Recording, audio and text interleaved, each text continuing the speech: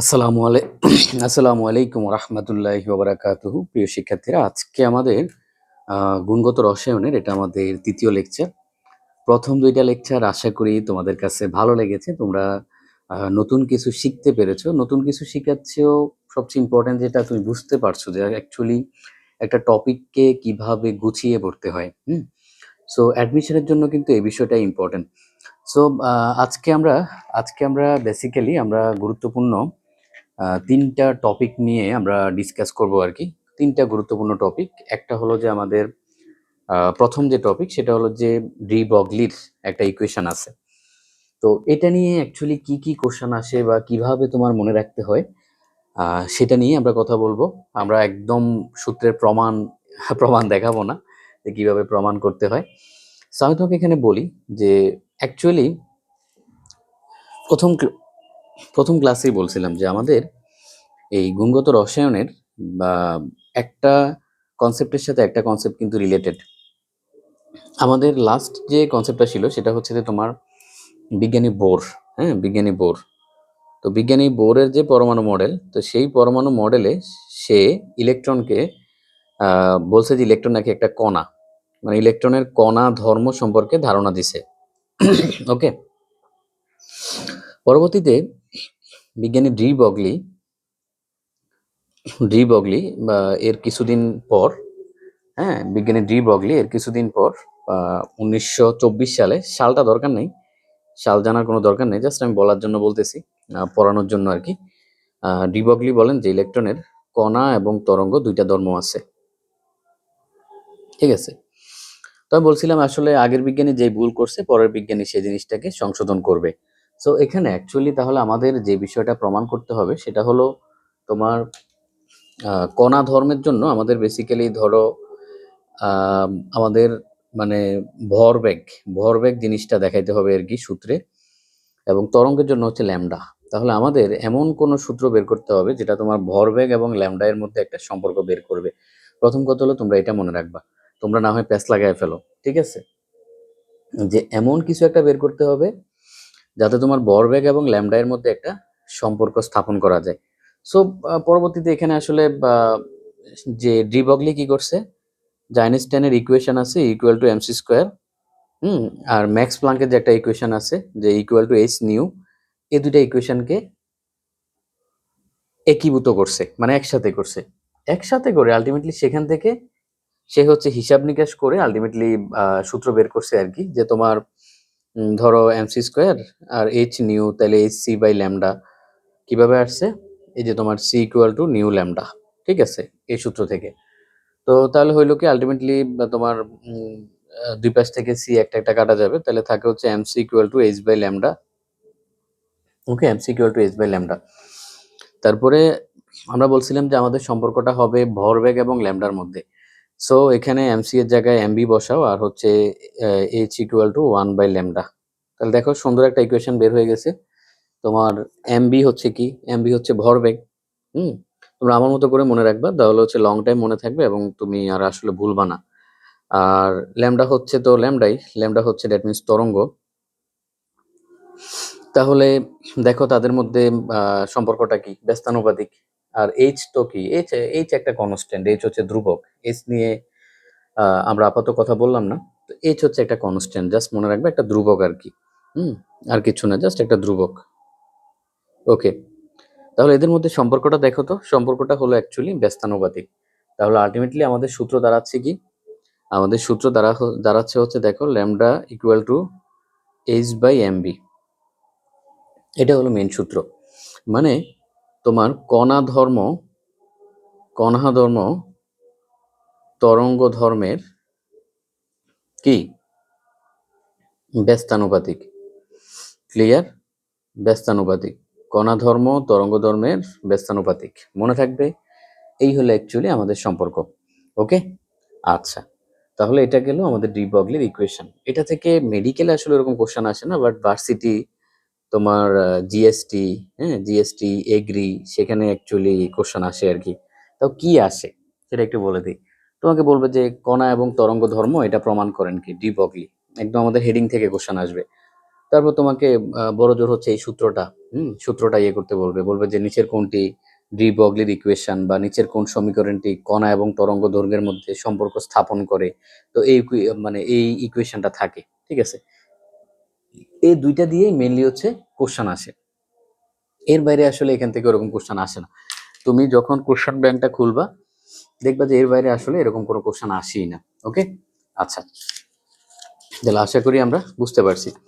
এখন তোমাদের মনে আছে কিনা বিজ্ঞানী বোর যে একটা আম, সূত্র দিছিল, সেটা হলো যে তোমার যে MBR equal to NS divided by 2 pi. হ্যাঁ, জিনিসগুলোকে কোরিলেট করে মনে রাখো, আমার সাথে সাথে দেখবা ভালো লাগবে এবং মনে থাকবে। MBR equal to NS divided by 2 pi, ঠিক আছে। তো এই সূত্রটার প্রমাণ কিন্তু বিজ্ঞানী বোর কিন্তু দিতে পারেনি।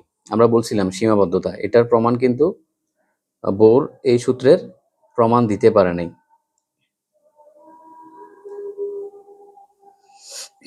প্রমাণ দিতে পারেনি, ঠিক আছে। সো বিজ্ঞানী বোর কিন্তু এই সূত্রের প্রমাণ দিতে পারেনি।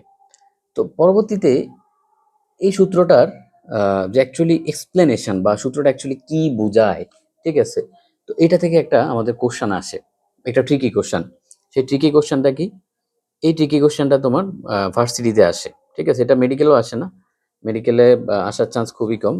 হ্যাঁ, আমি স্পেসিফিক বলে দিচ্ছি কেন, যাতে তুমি বইতে দাগায় রাখতে পারো যে কোন জায়গাটা কিসের জন্য বেশি ইম্পর্টেন্ট।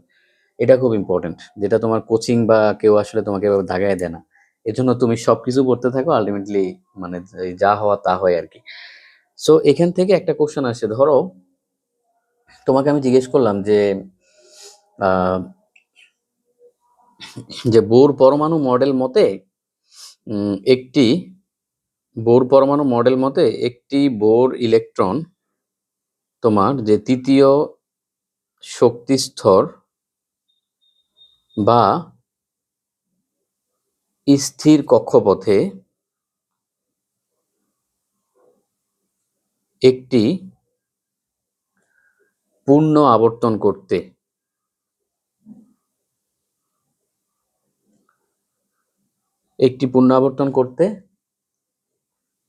কয়টি পূর্ণ তরঙ্গ সৃষ্টি করবে? কয়টি পূর্ণ তরঙ্গ সৃষ্টি করবে? এই একটা কোশ্চেন, এটাও খুব বেশি অ্যাডমিশনে এখনো আসে নাই, 2-3 বার আসছে। আশা করি আহ, এই 2-1 বছরের মধ্যে এটা জনপ্রিয় কোশ্চেন হয়ে যাবে আর কি। তো খেয়াল করো, বলছে একটা বোর ইলেকট্রন, হ্যাঁ, এর আগে আরেকটু কথা আছে যে বোর পরমাণু মডেল অনুসারে এই কথাটা আছে যে একটা বোর ইলেকট্রন তৃতীয় শক্তি স্তরে, কোন শক্তি স্তরে বলছে? তৃতীয় তৃতীয় শক্তি স্তরে। তাহলে এটা হলো আমাদের কিওয়ার্ড, যে 3 নম্বরে বলছে যে তোমার তৃতীয় শক্তি স্তরে একটি পূর্ণ আবর্তন করতে কয়টি পূর্ণ তরঙ্গ সৃষ্টি করবে। তাহলে দেখো, এটা ট্রিক্সটা এভাবে মনে রাখবা যে তোমার যে কক্ষপথ বলবে বা যে শক্তি স্তর বলবে, যেমন এটা কত বলছে? তৃতীয়, তাহলে n ইকুয়াল টু কত? 3। হ্যাঁ, 3। তার মানে তৃতীয় কক্ষপথে সে যদি একবার আবর্তন করতে চায়, তাহলে তাকে অ্যাকচুয়ালি 3টা পূর্ণ তরঙ্গ সৃষ্টি করতে হবে। যেমন ধরো এটা তৃতীয় কক্ষপথ, তাহলে সে যদি পুরো কক্ষপথকে একবার ঘুরতে চায়, তাহলে সে এরকম আসলে তরঙ্গ তৈরি করবে, এই যে এরকম। এটা একটা তরঙ্গ, এরকম আপ আবার ডাউন, তারপরে আবার এই যে আপ আবার ডাউন, তারপরে আবার এই যে আপ আবার ডাউন, ঠিক আছে। মানে এরকম একটা আপ আর একটা ডাউন মিলে হচ্ছে একটা তরঙ্গ। তাহলে যখন সে তৃতীয় কক্ষপথে একবার ঘুরবে, একবার পূর্ণ আবর্তন করবে, তখন সে বেসিক্যালি 3টা তরঙ্গ সৃষ্টি করবে। কয়টা? 3টা। তোমার 3টা তরঙ্গ সৃষ্টি করবে। এখন যদি বলে তোমার দ্বিতীয় কক্ষপথ, যদি দ্বিতীয় কক্ষপথ বলে যে দ্বিতীয় কক্ষপথে তোমার একবার আবর্তন করতে কয়টা পূর্ণ তরঙ্গ সৃষ্টি করবে, তাহলে 2বার, ঠিক আছে। যদি বলে দ্বিতীয় কক্ষপথ, তাহলে দ্বিতীয় কক্ষপথে একবার পূর্ণ আবর্তন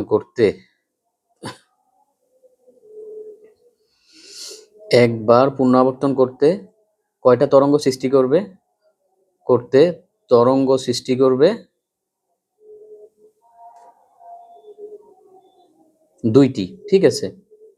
তাহলে ধরো এখান থেকে একটা ট্রিকি কোশ্চেন, আর একটু ডিফিকাল্টে আমরা এখন যাই, ডিফিকাল্ট লেভেলে, যে তৃতীয় কক্ষপথে একটা পূর্ণ তরঙ্গ সৃষ্টি করতে তোমার মানে একটা পূর্ণ আবর্তন করতে কয়টা পূর্ণ তরঙ্গ সৃষ্টি করে? 3টা।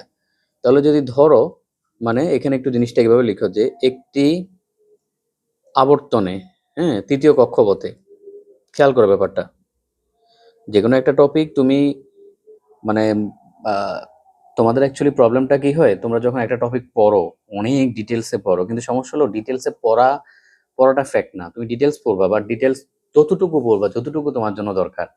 যেটা দরকার নাই সেটা অযথা পড়ে তো কোনো লাভ নেই। আচ্ছা, তাহলে একটা আবর্তন মানে তৃতীয় কক্ষপথে যখন একটা আবর্তন দিবে, কয়টা তরঙ্গ সৃষ্টি করবে? 3টা, 3 তরঙ্গ। তাহলে যদি ধরো 3টা আবর্তন দিল, 3টা পূর্ণ আবর্তন দিতে কয়টা তরঙ্গ সৃষ্টি হবে? 9টা। 3 তিরিকা 9টা। কথাটা বুঝতে পারছো? সেম ভাবে যদি দ্বিতীয় কক্ষপথে হয়, তাহলে দ্বিতীয় কক্ষপথে তোমার একটা পূর্ণ আবর্তন দিতে কয়টা তরঙ্গ সৃষ্টি হয়? 2টা। তাহলে যদি ধরো 5টা, যদি তোমার মানে 5বার যদি পুরোটা ঘুরে আসে দ্বিতীয় কক্ষপথে, কয়টা তোমার তরঙ্গ তৈরি হবে? 10টা। 5 দুগুণা 10। কথা বুঝছো? মানে যেই কক্ষপথ বলবে সেই কক্ষপথকে একবার ঘুরে আসতে ওই কক্ষপথের নাম্বার সমান তরঙ্গ সৃষ্টি করবে। তাহলে এটা যদি তৃতীয় কক্ষপথ হয়, সম্পূর্ণ কক্ষপথ একবার ঘুরে আসতে কয়টা তরঙ্গ দিবে? 3টা। তাহলে যদি 3বার ঘুরে আসে কয়টা হবে? 9টা। ঠিক আছে, এভাবে। ওকে। আচ্ছা, এখান থেকে কিন্তু কোশ্চেন আসতে পারে, এটা তোমার ভার্সিটি, জিএসটি এগুলোর জন্য কিন্তু খুব ইম্পর্টেন্ট। মেডিকেলে আশা করি আসবে না, আমার বিশ্বাস। এই ধরনের কোশ্চেন মেডিকেলে দিবে না, না দেওয়ার চান্সটাই বেশি আর কি। আর দিলে তো আমার স্টুডেন্টরা পারবে, কারণ তোমার কনসেপ্ট আসলে ক্লিয়ার, সো তোমাকে আই থিঙ্ক আটকাতে পারবে না। আচ্ছা, এখন পরবর্তী যে আমাদের টপিকটা সেটা হলো যে তোমার হাইজেনবার্গের অনিশ্চয়তা নীতি। এখানে খেয়াল করো অ্যাকচুয়ালি যে মানে প্রবলেমটা কোথা থেকে শুরু হয়েছে। প্রবলেমটা শুরু হয়েছে যখন বিজ্ঞানী বোর বলছিল যে MBR equal to NS divided by 2 phi. এই সূত্রটা যখন দিয়েছে তখন অ্যাকচুয়ালি সমস্যাটা তৈরি হয়েছে। সমস্যাটা কি তৈরি হয়েছে? বিজ্ঞানী হাইজেনবার্গ নামক একজন বিজ্ঞানী তিনি বলেন যে যদি কোনো গতিশীল কণার অবস্থান নির্ভুলভাবে নির্ণয় করা যায় তখন এর ভরবেগ নির্ণয় অনিশ্চিত হয়ে পড়ে। মানে এই হাইজেনবার্গ সে 2টা কথা বলছে। একটা কথা বলছে যে আপনি যদি অবস্থান বের করেন যে কোথায় আছে, তাহলে হচ্ছে আপনি তার ভরবেগ বের করতে পারবেন না। মানে এই 2টা একসাথে বের করা অসম্ভব। কিন্তু বিজ্ঞানী বোর বলছে যে তোমার এই যে এমবিআর, এই এমবিআর, এখানে বি মানে কি? বেগ। ঠিক আছে, এমবি মানে ভরবেগ। আর আর এর কথা বলছে, তাহলে আর মানে বেসিক্যালি কি বোঝায়? ধরো এটা যদি সাপোজ এরকম হয়, একটা বৃত্ত হয়, তাহলে আরটা কি? Actually radius. দ্যাট মিন্স ধরো কোনো একটা ইলেকট্রন তোমার কত রেডিয়াসে আছে বা কত কোণ করে আছে সেটাও আমরা একই সাথে বের করতে পারবো, আবার ভরবেগটাও বের করতে পারবো। মানে এই সূত্রটা দিয়ে বিজ্ঞানী বোর বুঝাইছে যে আমরা একই সাথে আমরা ভরবেগও বের করতে পারবো, অবস্থানও বের করতে পারবো। এটা বিজ্ঞানী বোরের কথা ছিল। তো তার এই ভুলটাকে সংশোধন করেন হচ্ছে হাইজেনবার্গ। সে বলে যে ভাই, আমার একটা সূত্র আছে, যে বোর ভাই আপনি কি বাসায় আছেন? বোর ভাই বলল আসি। ভাই একটা কথা ছিল ভাই, আপনি যে এই যে বললেন MBR equal to NS divided by 2 phi, একে তো এই সূত্রের প্রমাণ দেন নাই, 1 নাম্বার। তারপরও মাইনে নিচ্ছি, আপনি একজন বড় বিজ্ঞানী, আপনার কথা মাইনে নিচ্ছি। কিন্তু ভাই, আমার যে একটা সূত্র আছে, সেই সূত্রটা হলো এরকম যে del x into del phi greater than equal h/4 phi, যেখানে ডেল এক্স হচ্ছে অবস্থা, মানে একটা ইলেকট্রন কোথায় আছে, কোন অবস্থায় শক্তি স্তরে, কোন জায়গায় আছে সেটা, আর ডেল পি হলো ভরবেগ। তো ভাই এখানে আমার এই সূত্রে, তখন সেই বিজ্ঞানী বোরকে বোঝাচ্ছে আর কি, দেখেন ভাই আমার সূত্রটা হলো এরকম, আর h/4 পাই হলো একটা কনস্ট্যান্ট, সোজা কথা একটা ধ্রুবক। এটা নিয়ে তোমার মাথা ব্যথার কিছু নেই, এটাকে একটা ধ্রুবক ধরে নাও। তখন বলল ভাই আমার এই সূত্রটা এখন যদি আপনি একটু এটাকে ইকুয়েশন করেন, হিসাব করেন, তাহলে দেখবেন যে এরকম ডেল এক্স ইকুয়াল টু ধরেন h/4 ফাই, এটা একটা ধ্রুবক। তাহলে এটা যদি এরকম হয় যে 1/ধ্রুবক, সাপোজ এটা এরকম যে ধ্রুবক, বা বা তোমার শুধু ধ্রুবক, এটা যদি ধ্রুবক ধরেন, তাহলে আপনার ফিটা কি হবে? এটা 1/ডেল ফি হয়ে যাবে। এরকম হয়ে যাবে না? ফিটা যদি ওই পাশে যায়, আমরা সমান সমান, এটা ধ্রুবক, এটা নিয়ে মাথা ব্যথার কোনো কারণ নেই। বলে যে ভাই, তাহলে তো আপনার তখন ডেল এক্স আর ডেল পি পরস্পর তো ভাই ব্যস্তানুপাতিক হয়ে যায়, ঠিক আছে? তো ভাই তখন তো আপনার কথা খাটতেছে না, বিজ্ঞানী বোর্ড তো প্যাচে পড়ে গেল, কি এক মুসিবতে বললাম, সূত্রের প্রমাণও দিতে পারলাম না, আবার ব্যাটারা এভাবে আমাকে পেঁচাচ্ছে, একবার এই পেঁচাচ্ছে একবার ও পেঁচাচ্ছে, ঠিক আছে? তো ঠিক আছে, তখন হাইজেনবার্গের এজন্য আমরা বোরের একটা সীমাবদ্ধতায় পড়ছিলাম, যেটা হাইজেনবার্গের অনিশ্চয়তা নীতি মানে না। পড়াগুলো এভাবে কোরিলেট করে পড়বা। আর কেন হাইজেনবার্গ অনিশ্চয়তা নীতি দিছে সেটা কিন্তু আমরা যখন একটা সমস্যার সমাধান খুঁজবো তখনই আমরা পরবর্তী আনসার পাবো, একটা সমস্যার সমাধান খুঁজবো পরবর্তী আনসার পাবো। কেমিস্ট্রির এই চ্যাপ্টারটা এই জন্যই মজার, এখানেই হচ্ছে মানে তোমার মজার ব্যাপারটা আর কি। হুম। তো এটা দেখো ব্যস্তানুপাতিক, অর্থাৎ যখন তুমি অবস্থাটা ঠিকভাবে পাবা ভরবেগ আর বের করতে পারবা না। ধরো ডেল এক্স যদি ম্যাক্সিমাম হয়, তাহলে ডেল পি কি হবে? মিনিমাম, মানে একদম জিরোতে চলে যাবে। আবার ডেল এক্স যদি মিনিমাম হয়, তাহলে তোমার ডেল পি কি হবে? ম্যাক্স হয়ে যাবে। তাহলে দুইটা কি একসাথে পসিবল? পসিবল না। কিন্তু বেটা বোর তো বলছে যে পসিবল, এখানেই হচ্ছে ঝামেলাটা লাগছে, ঠিক আছে?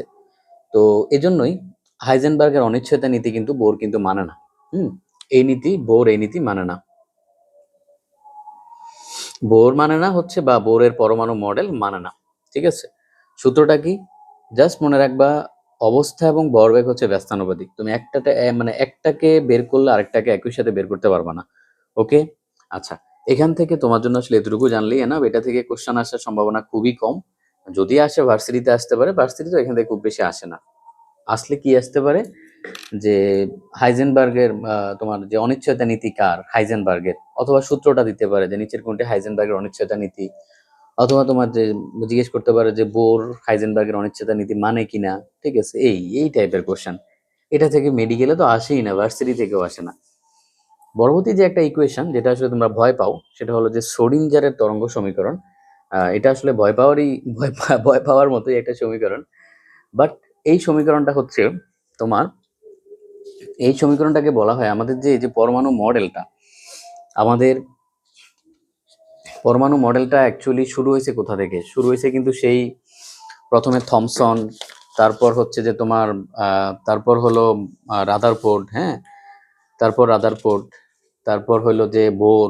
তো এইভাবে এই যে পরমাণু মডেলটা আমরা একটু খেয়াল করি। দেখো, প্রথমে বিজ্ঞানী থমসন ক্যাথোড রশ্মি নিয়ে পরীক্ষা টরীক্ষা করলো, তো সেখান থেকে ইলেকট্রন আবিষ্কার করলো। তারপর রাদারফোর্ড আসলো, রাদারফোর্ড, তারপরে রাদারফোর্ডের কিছু ঝামেলা সলভ করলো হচ্ছে বিজ্ঞানী বোর। তারপর হচ্ছে বোরের কিছু ঝামেলা সলভ করলো হচ্ছে ডি বগলি। এগুলো কিন্তু একটা একটা কাহিনীর মতো, মুভির কাহিনীর মতো। দেন ডি বগলির কিছু ঝামেলা সলভ করবো হচ্ছে শ্রোডিঞ্জার। তো একদম লাস্ট, আমাদের পরমাণু মডেলের লাস্ট থিওরি হচ্ছে অ্যাকচুয়ালি শ্রোডিঞ্জারের তরঙ্গ বলবিদ্যা সমীকরণ। হ্যাঁ, এই জন্য তোমার এই সমীকরণটাকে বলা হয় যে কোয়ান্টাম বলবিদ্যা পরমাণু মডেলের পূর্ণতা লাভের মূল চাবিকাঠি। মানে আমাদের রাদারফোর্ড যে বিজ্ঞানী বোর যে মডেলটা দিছে সেটার মূল ভিত্তি কি ছিল? কোয়ান্টাম তত্ত্ব। তো অ্যাকচুয়ালি কোয়ান্টাম বলবিদ্যাকে এখানে অ্যাপ্লাই করা হয়েছে। হুম।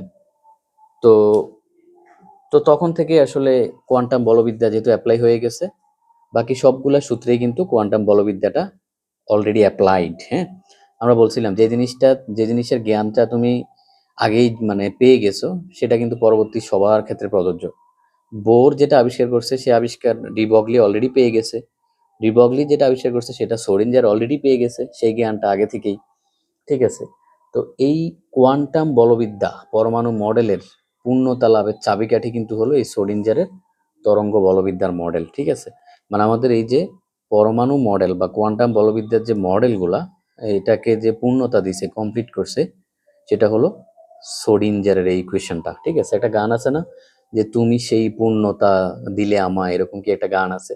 তো সেই কোয়ান্টাম বলবিদ্যা পরমাণু মডেলের পূর্ণতা কিন্তু দিছে এই সোডিঞ্জার, ঠিক আছে? এটা কিন্তু এমসিকিউতে আসে।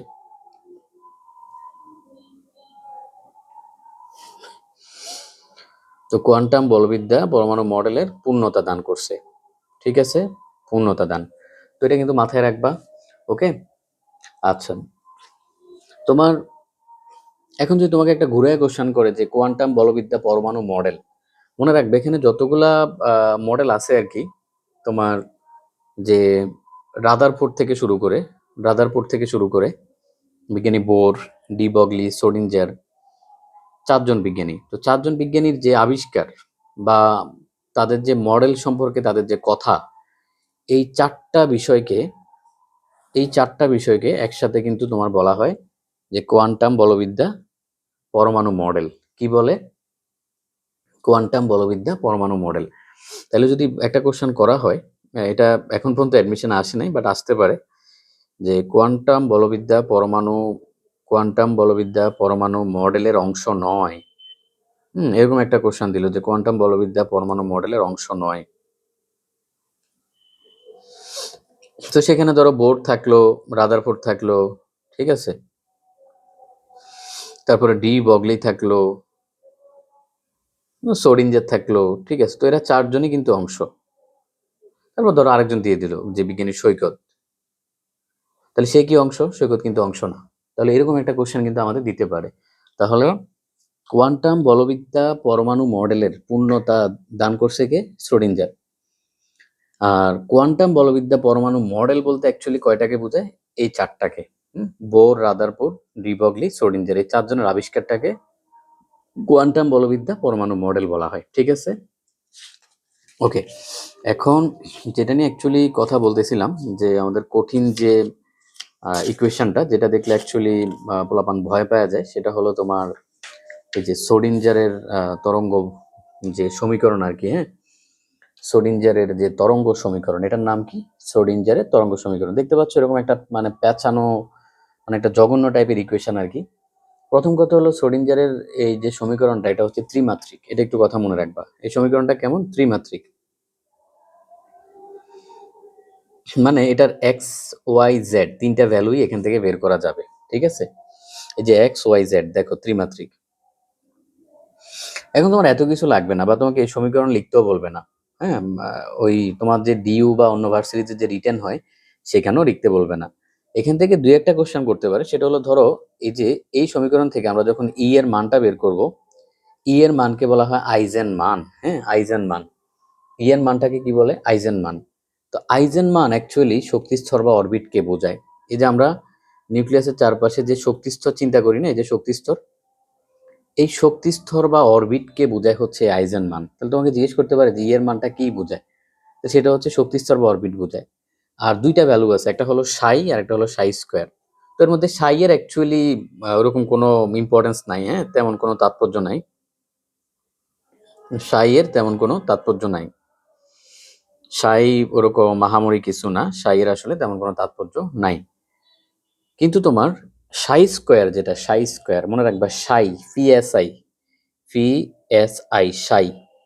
ঠিক আছে, তো সাই স্কোয়ারটা হচ্ছে বেসিক্যালি অরবিটাল বোঝায়। What is orbital? আমাদের নিউক্লিয়াসের চারপাশে কি থাকে? এই যে শক্তিস্তর। এখন নিউক্লিয়াসের চারপাশে যেখানে তোমার শক্তিস্তরের সব জায়গায় কিন্তু ইলেকট্রন পাওয়ার সম্ভাবনা সমান না।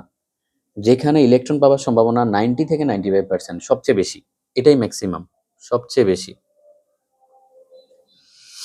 সবচেয়ে বেশি, তাকে বলা হচ্ছে সাই স্কোয়ার। তাহলে সাই স্কোয়ার বেসিক্যালি কি বোঝায়? অরবিটাল বোঝায়। What is orbital? অর্থাৎ নিউক্লিয়াসের চারপাশে যেখানে ইলেকট্রন পাওয়ার সম্ভাবনা সবচেয়ে বেশি, মানে ইলেকট্রনটা সব জায়গায় ছড়ায় থাকে না। ধরো এখানে ইলেকট্রনটা সবচেয়ে বেশি আছে, অথবা এখানে বেশি আছে, অথবা এখানে বেশি আছে। তাহলে যেখানে ইলেকট্রন পাওয়ার সম্ভাবনা সবচেয়ে বেশি, তাকে বলা হয় কি? সাই স্কোয়ার। তো সাই স্কোয়ার অ্যাকচুয়ালি কি বোঝায়? অরবিটাল বোঝায়। এই কথাগুলো কিন্তু মনে রাখবা। দেখো তুমি অনেক পারো, অনেক জানো, বাট যদি যেটা জানার সেটাই না জানো, তাহলে কিন্তু কোনো লাভ হবে না। বুঝতে পারছো? তো এই জন্য এটা একটু জানতে হবে যে সাই স্কোয়ার হচ্ছে অরবিটাল বোঝায়। যে নিউক্লিয়াসের চারদিকে যেখানে ইলেকট্রন পাওয়ার সম্ভাবনা 90 থেকে 95%, তাকে বলা হয় অরবিটাল। তো সাই স্কোয়ার সেটাই বোঝায়।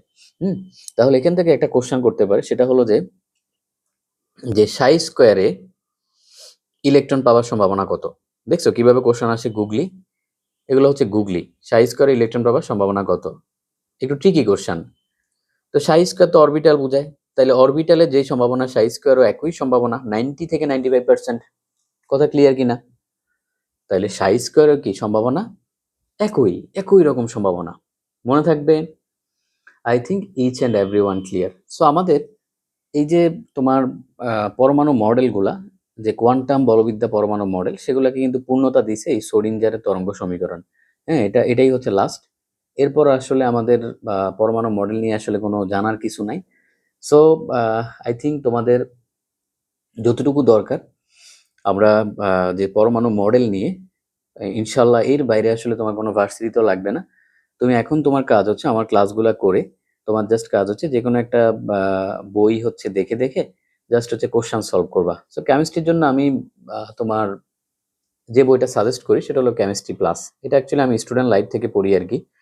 তো এটার উপরে আসলে ভালো বই আমি আজ পর্যন্ত দেখি নাই। তোমরা যদি পাও আমাকে বলতে পারো কমেন্ট সেকশনে, তাহলে সেটাও আমি দেখবনি, সে বই কিনে যত বেশি আসলে ঘাটাঘাটি করতে পারবো তোমাদের জন্য তত ভালো কন্টেন্ট বানাইতে পারবো। সো কেমিস্ট্রি প্লাসটা তোমরা সেখান থেকে প্র্যাকটিস করতে পারো, সেটা খুবই ভালো আর কি, তোমার জন্য অনেক বেশি হেল্পফুল হবে। প্র্যাকটিস করতে গেলে তোমার কাছে মনে হবে যে সৈকত ভাই যা পড়াইছে বা সৈকত স্যার যা পড়াইছে এর বাইরে আসলে কিচ্ছু আসে নাই, এরকম মনে হবে। ঠিক আছে? কারণ অনেক অ্যানালাইসিস করে ক্লাসগুলো নেওয়া, না হয় এত অল্পতে আসলে গোছায় দেওয়া, এটা খুবই কিন্তু ডিফিকাল্ট একটা ব্যাপার। এবং শুধু গোছাচ্ছি না, তোমাকে জিনিসটা বোঝাচ্ছিও। ওকে, আই থিঙ্ক তোমাদের আজকের লেকচারটা এতটুকুই। ছোট্ট একটা লেকচার হইলো, বাট ছোট্ট হইলো, আমরা জাস্ট আমাদের টপিকটা শেষ হইলো আর কি। আমরা পরবর্তী লেকচার হচ্ছে আমরা পরমাণুর গঠন নিয়ে একটু আলোচনা করব। এটা এই লেকচারটা আমাদের একদম ফার্স্ট ক্লাসে আলোচনা করা দরকার ছিল, বাট আমরা এখন আলোচনা করব পরমাণুর গঠন নিয়ে, একদম ডিটেলস আলোচনা করব। ঠিক আছে? ওকে, আরেকটা কথা বলে দিই, আমাদের কিন্তু উইকলি 3 দিন মনে রাখবা যে ক্লাস আসবে ইউটিউবে। শনি, সোম, বুধ। শনি, সোম, বুধ ইনশাল্লাহ এই 3 দিন আসবে। আমি যেভাবেই হোক কষ্ট করে শেষ করে দিব। কখনো কখনো হয়তো আমরা চেষ্টা করব তোমার ক্লাসগুলো যাতে ধরো শনি, সোম, বুধ রাতে আপলোড দিতে পারি আর কি। কখনো কখনো বুধবারে না আসলে বৃহস্পতিবার আসবে, কখনো কখনো শনিবার না আসলে দেখবা রবিবারে আসবে, এরকম মানে ক্লাস আসবেই সপ্তাহে 3 দিন, 3টা class. Okay, thank you so much. সবাই ভালো থেকো। আসসালামু আলাইকুম রহমতুল্লাহি ওয়া বারাকাতুহু।